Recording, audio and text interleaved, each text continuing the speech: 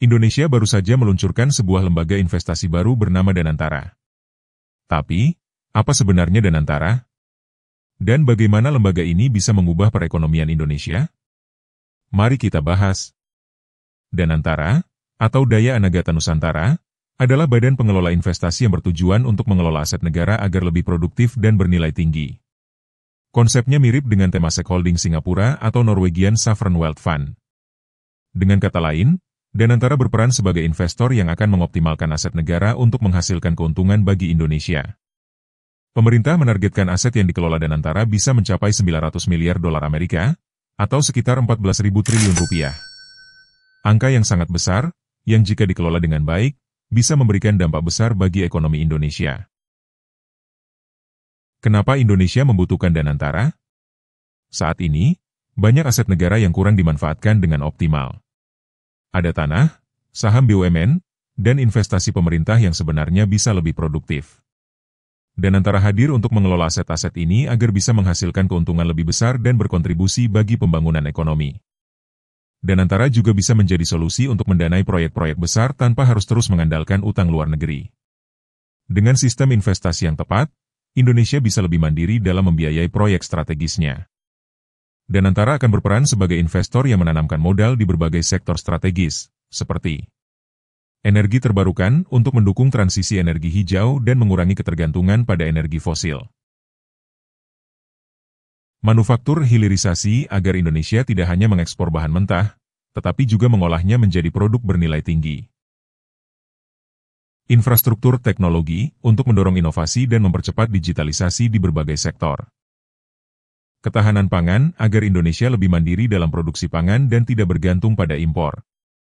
Melalui skema ini, Danantara diharapkan dapat mendorong pertumbuhan ekonomi yang lebih berkelanjutan dan mandiri. Tapi, meskipun menjanjikan, Danantara juga memiliki berbagai risiko yang harus diperhatikan. Berikut beberapa di antaranya. 1. Risiko korupsi dan penyalahgunaan dana. Danantara akan mengelola dana yang sangat besar. Tanpa pengawasan ketat, ada potensi korupsi, kolusi, dan nepotisme dalam pengelolaannya. Kita sudah pernah melihat kasus seperti skandal Jiwasraya dan Asabri, yang merugikan negara triliunan rupiah. Jangan sampai hal yang sama terjadi pada Danantara. 2. Risiko investasi yang tidak optimal. Tidak semua investasi menghasilkan keuntungan.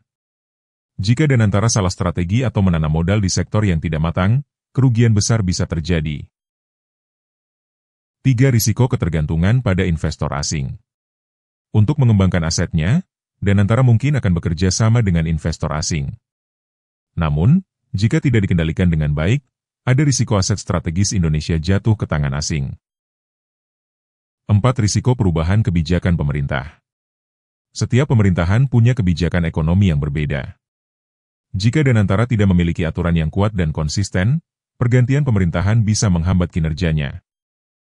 Regulasi Danantara harus bersifat jangka panjang dan tidak mudah diubah hanya karena pergantian pemerintahan. 5. Risiko pasar dan krisis ekonomi global. Investasi Danantara juga sangat dipengaruhi oleh kondisi ekonomi global. Jika terjadi resesi atau krisis keuangan, nilai aset yang dikelola bisa turun drastis. Danantara memiliki potensi besar untuk menjadi mesin pertumbuhan ekonomi Indonesia. Namun, tantangan yang ada juga tidak bisa diabaikan.